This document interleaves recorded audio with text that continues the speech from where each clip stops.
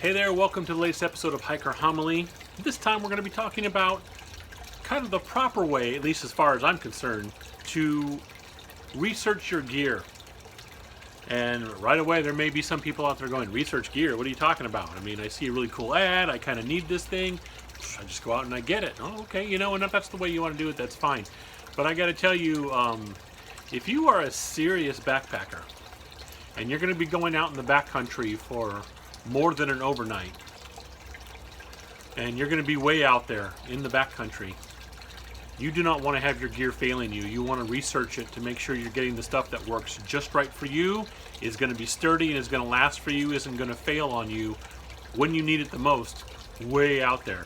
If you bring one water purification or filtration system with you and it fails the first night you're out and you're way out there somewhere, you could be in trouble.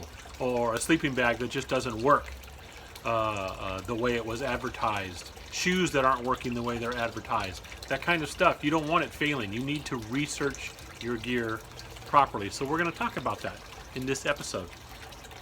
The first thing I'm going to go out there and say, maybe it's controversial, I don't know, but you can't always go by the star rating it gets on networks like, say, Amazon, or any of those kind of networks that let you do little reviews and stuff like that.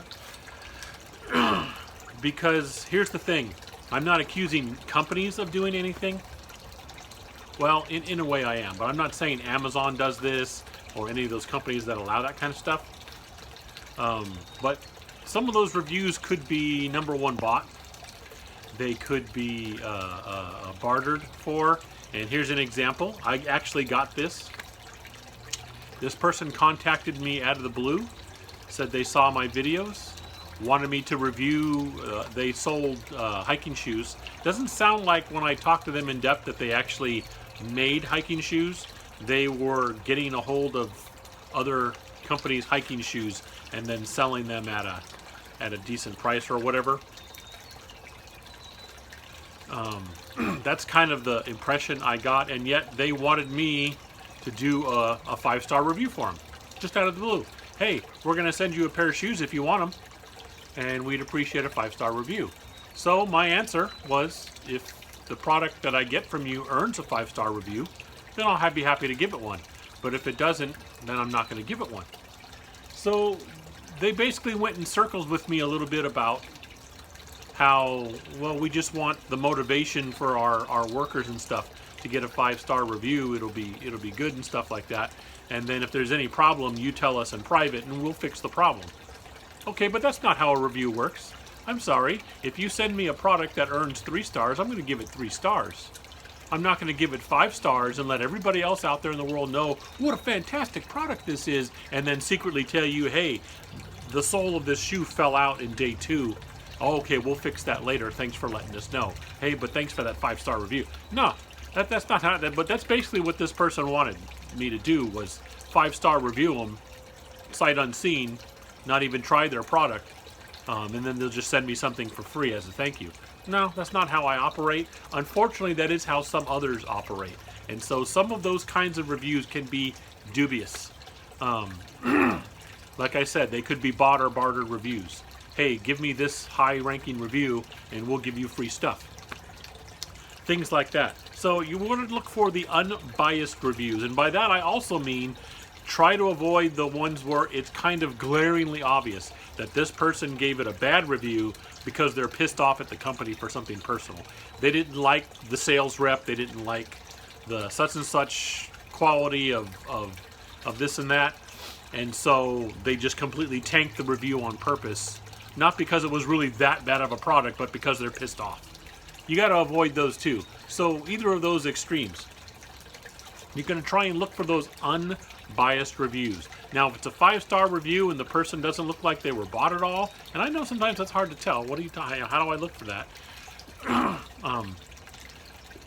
You do your best to try and find those unbiased reviews that are going to give you a real thing. The other thing when looking at other personal reviews is you have to give those the kinds of weight as far as, do they speak to your personal style of hiking and things like that. I know I've done reviews on my channel before where I'll flat out say the reason I don't like this part of the product is this. And I do that because I know that that might not matter to some others of you out there who are hikers.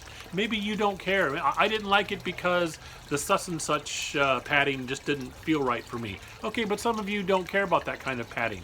Okay, well then in my review, you're going to disregard that. That was one of the things that I knocked down the grade for. You might not, because that's not a thing for you. It was a thing for me. So watch for that kind of stuff too. Weigh the reviews that you read with your personal style and what is important to you.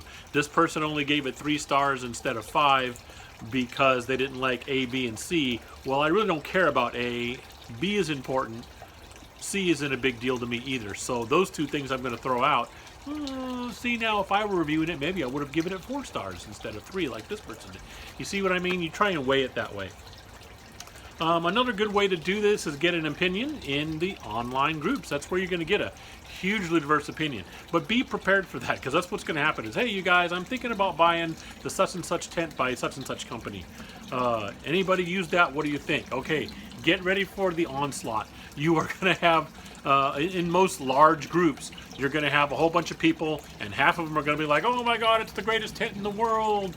A meteor fell out of the sky and it deflected it away from me and saved my life. It's an amazing tent. And then you'll have the other people saying, oh, no, don't get that tent. My God, I slept in it for 10 minutes and the condensation was horrible and it let every insect in the area in it because it has an attractor in it. You're going to get the whole gambit there. So you're going to have to, like I said before, you're going to have to kind of get the wheat and get rid of the chaff and kind of look at the middle grounds there, the non-extreme reviews, and just see some personal testimonies from actual hikers like you. The only problem, of course, on online groups, you do get a couple of people in those groups that are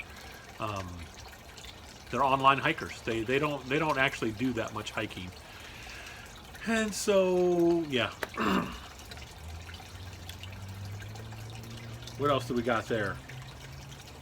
Yeah, so researching your gear, it's going to be a balance. This should be a nice short hiker homily for the end of the year. Yeah, so you're looking for that balance, like I've said. You try and find those reviews that are obviously not bought, bartered for, that speak to your personal style of hiking and the kinds of things you're looking for in this particular type of gear. You want to kind of throw out the obviously biased ones that just hate that company. They had some kind of inexperience, whatever it is, with the company, and so they just loathe the company, and so hate review everything that company puts out, even if they've never even tried the gear. They may not have even set foot in one of their tents, but they completely hammered the tent because 2 years ago they bought a scarf from that company and the scarf fell apart, or they didn't like the scarf, and so anything that company puts out, they hammer review it. That's just as bad as the ones who are bought, and so watch out for those kinds of things.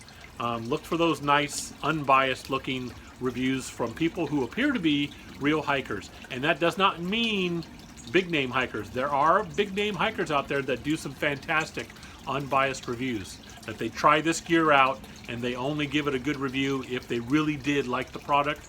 But there are also big name hikers out there, and I'm not bagging on anybody personal, I'm not going to name any names, I'm just saying that there are big name hikers out there who get sponsorships and things, and so even if they've only had a little bit of experience with the gear, oh, they sing its praises, it's fantastic.